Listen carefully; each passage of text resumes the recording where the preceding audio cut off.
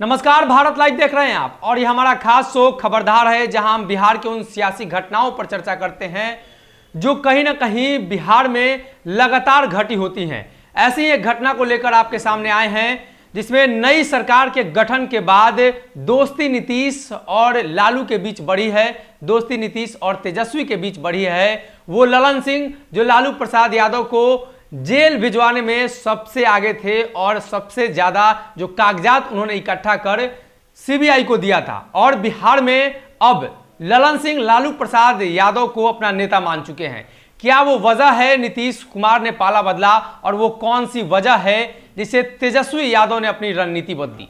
और आप ये भी सोच रहे होंगे कि तेजस्वी यादव ने आखिर रणनीति बदली तो क्या बदली, तो इन सारी चीजों पर चर्चा की जाएगी। सबसे पहले अगर बता दें तो बिहार की जो सियासत है वो जाति आधारित है, और कई बार हमने भी आपको बताया कि नीतीश कुमार जिस समीकरण के तहत बिहार का मुख्यमंत्री बने या जिस समीकरण के तहत जनता दल यूनाइटेड चलती है, वो लौकुश समीकरण अब ध्वस्त हो चुका है। इसके पीछे के कई कारण हैं। इसके पीछे के एक कारण तो यह भी है कि तेजस्वी यादव के पास सबसे ज्यादा कुर्मी कोयरी समाज के जो विधायक हैं या उस समीकरण के विधायक हैं जिस समीकरण के तहत नीतीश राजनीति करते हैं। लेकिन अब बात आती है, नीतीश कुमार नए सिरे से तेजस्वी के साथ जुड़े हैं तो क्या वोट बैंक में बढ़ोतरी होगी या तेजस्वी यादव के वोट बैंक में सेंधमारी होगी? पिछले दिनों की बात करें तो बिहार में जब चुनाव हुए थे तो जो अति पिछड़ा वोट बैंक था और पिछड़ा वोट बैंक था जनता दल यूनाइटेड से छिटक गया। और बात की जाए मगध और शाहाबाद के क्षेत्र में तो खुद जनता दल यूनाइटेड के प्रवक्ता ने इस बात का जिक्र किया था कि जदयू को काफी नुकसान हुआ। मगध में श्रवण कुमार जैसे जदयू के पास नेता थे। वही अगर बात की जाए तो जनता दल यूनाइटेड को जहानाबाद में चुनाव लड़ाना चंद्रवंशी को काफी घातक सिद्ध हुआ। उस क्षेत्र में जितने भी सवर्ण बहुल इलाके थे वहां जनता दल यूनाइटेड सिमरती चली गई। एक बार फिर से जदयू ने नए सिरे से राजनीति की शुरुआत की और नए समीकरण के तहत बिहार में ललन सिंह को सामने किया।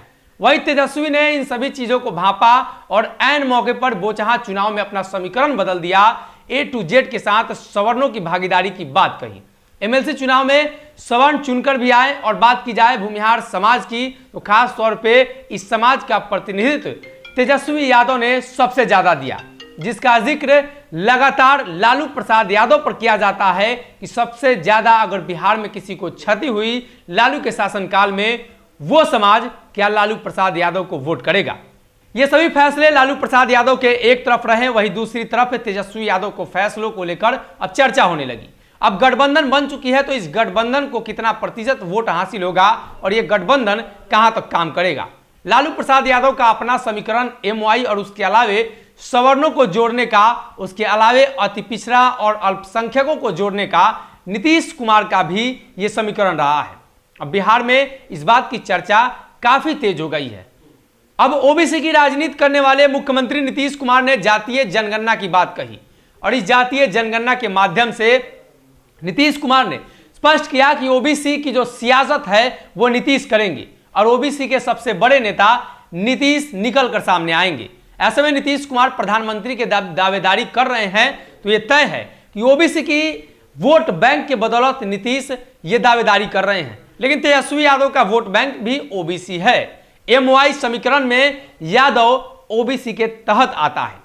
तेजस्वी जैसे ही सरकार में आए समीकरणों में बदलाव हुआ और प्रवक्ता की लिस्ट जारी हुई, जिसमें 2 सवर्ण को बाहर किया गया। हम ये नहीं कहते हैं कि क्यों बाहर किया गया और किनको मौका मिला, लेकिन यह साफ दिखाई दे रहा है कि बंटू सिंह और मृत्युंजय तिवारी के प्रतिनिधित्व को पीछे किया गया और इन दोनों नेताओं को बैकफुट पर लाया गया। मतलब साफ है, नीतीश से नीतीश को काटने की तैयारी है, जो कभी भाजपा शुरुआत कर चुकी थी।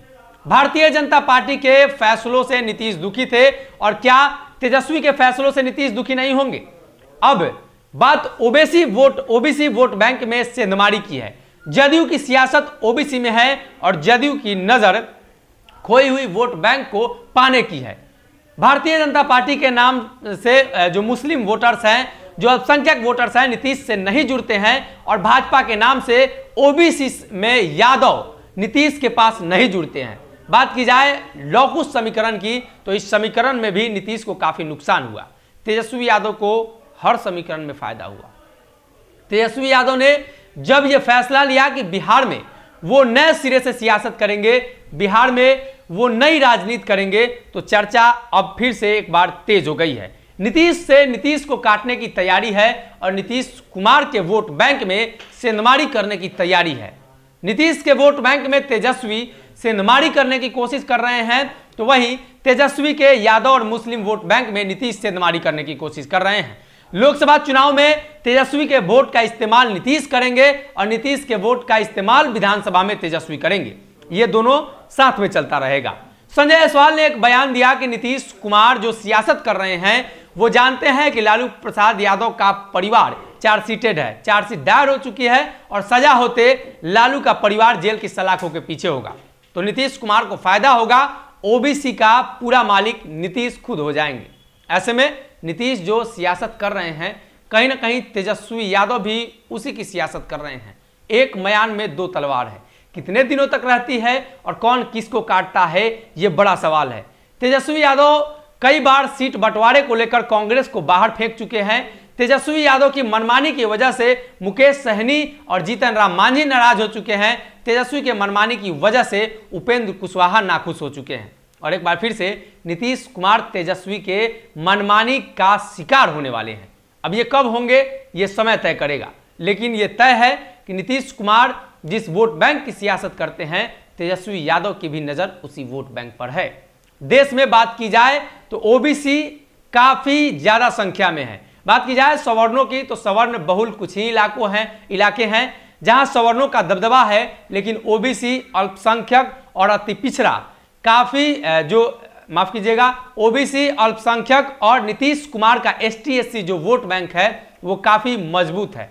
ऐसे में भारतीय जनता पार्टी को नुकसान होता हुआ दिखाई दे रहा है। हिंदुत्व के एजेंडे भी फेल हो चुके हैं और इसी एजेंडे के तहत लालू प्रसाद यादव ने 2015 में बिहार के कई जनसभाओं में कहा था कि आरक्षण को खत्म करने वाला मोदी बिहार में नहीं आना चाहिए। अब एक बार फिर से नीतीश और तेजस्वी एक हुए हैं। इसके पीछे की जो भी कहानी हो, लेकिन दोनों की महत्वाकांक्षा ओबीसी वोट बैंक में सेंधमारी है और जातीय जनगणना के बाद ओबीसी का हितैषी बनने की कोशिश है। नीतीश कुमार ने जातीय जनगणना को लेकर तेजस्वी पर थोपा, तो कहीं ना कहीं तेजस्वी यादव ने भी स्वीकार किया कि ओबीसी वोट बैंक की जो सियासत है, जो राजनीति हम कर रहे हैं, उसकी आवाज को बुलंद करेंगे। लेकिन बाद में नीतीश कुमार ने इसकी जिम्मेदारी खुद ले ली और उपेंद्र कुशवाहा के बहाने बिहार में चर्चा शुरू करवा दी गई कि बिहार में नीतीश कुमार से बड़ा ओबीसी का हितैषी कोई नहीं है। अब अंत में फैसला और परिणाम यही होगा कि दोनों एक ही वोट बैंक के लिए लड़ेंगे और जिससे फायदा भारतीय जनता पार्टी को काफी हो सकता है। इसलिए कि जो बनिया समाज है या जो कहें तो ओबीसी का कुछ vote bank Bharatiya Janata party के पास है। ऐसे में एक ही वोट बैंक के लिए नीतीश और तेजस्वी की लड़ाई बिहार की सियासत में उन्हें पीछे कर सकता है और भारतीय जनता पार्टी को एक बार फिर से आगे बढ़ा सकता है। अगर महत्वाकांक्षाएं बड़ी नहीं हुई, नीतीश कुमार सच में प्रधानमंत्री का सपना देख रहे हैं, नीतीश कुमार सच में प्रधानमंत्री बनने के बहाने बिहार की सियासत से दूर हो जाते हैं, तो तेजस्वी के लिए रास्ता खाली होगा। अगर नीतीश नहीं जाते हैं, हमेशा की तरफ पलटी मार देते हैं, तो यह तय है कि ना तो तेजस्वी की सियासत चमक पाएगी और ना ही नीतीश की।